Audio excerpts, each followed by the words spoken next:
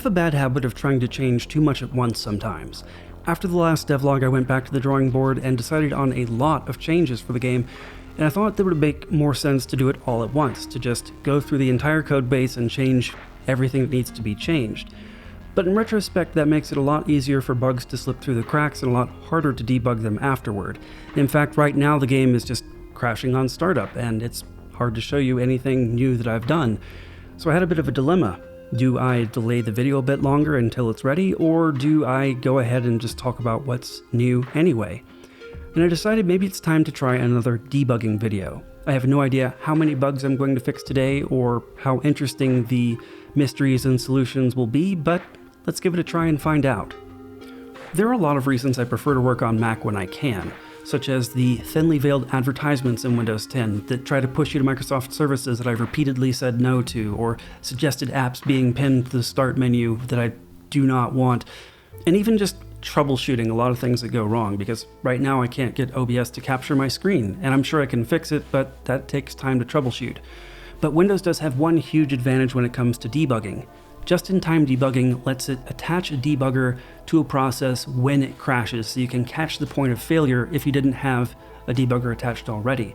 On Mac, when I try to debug a startup crash in my game, that's a bit tricky because I can't just launch my game from the debugger unless I've exported a standalone build.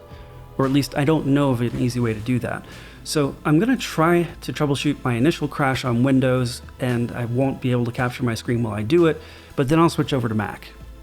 And wouldn't you know it, just-in-time debugging isn't working either, so that's more troubleshooting to do. I've already tried the obvious things like repairing my Visual Studio installation, running it as an administrator to make sure it can modify reg keys, making sure Windows is up to date and restarting, and finally I found this troubleshooting guide, which reminded me I've hit this problem before. Microsoft describes it as a known issue in Windows, and you need to edit a registry key to fix it.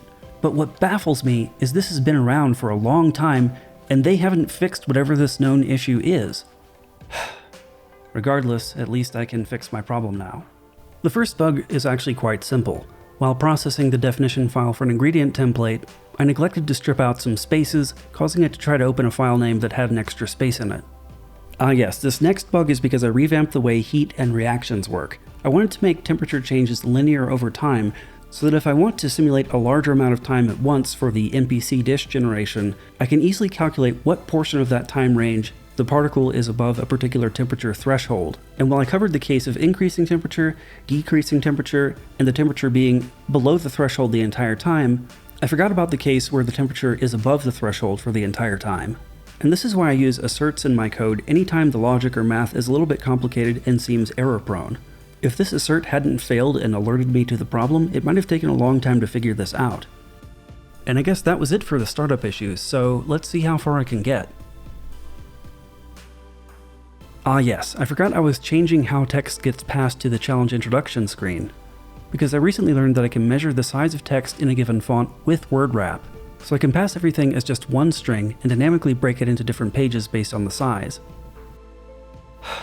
Change of plans. I'm not finding very interesting bugs, and now Visual Studio Code is not attaching to running processes, and rather than spend time trying to troubleshoot that in the middle of a video or go back to Windows, I'm just going to go over the broad strokes of what I'm changing.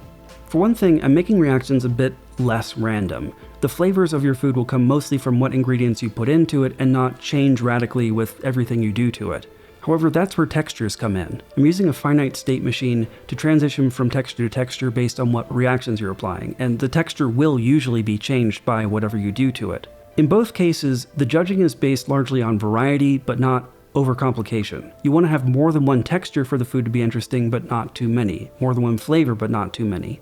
Meanwhile, I've simplified cooking a lot, so that you only have 4 discrete settings for the cooktop element, including off. And each of those settings will make the particles trend toward one specific temperature.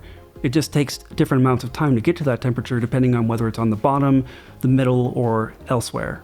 The reactions are also now based on temperature thresholds rather than amount of energy put into them. And rather than having on or off reaction buttons in the notebook, I'm going to have sliders so that you can get a preview of the different points along the process. Along with this, I've also replaced the cook histogram with a thermometer, but there's now a very clear readout telling you whether the food is still raw or if it's safely cooked. I've also got some big plans for things like different show formats that use different sets of challenges, but that'll have to come later because I really need to nail down just one challenge and one show format first, and then I'll work on adding more variety. Well, I hope that's been interesting to at least some of you, and I'm hoping to release a new prototype very soon once I fix a few more bugs. But in the meantime, it really helps me out if you hit the like button, spread the word about this channel, and subscribe if you haven't already. And of course, thanks for watching.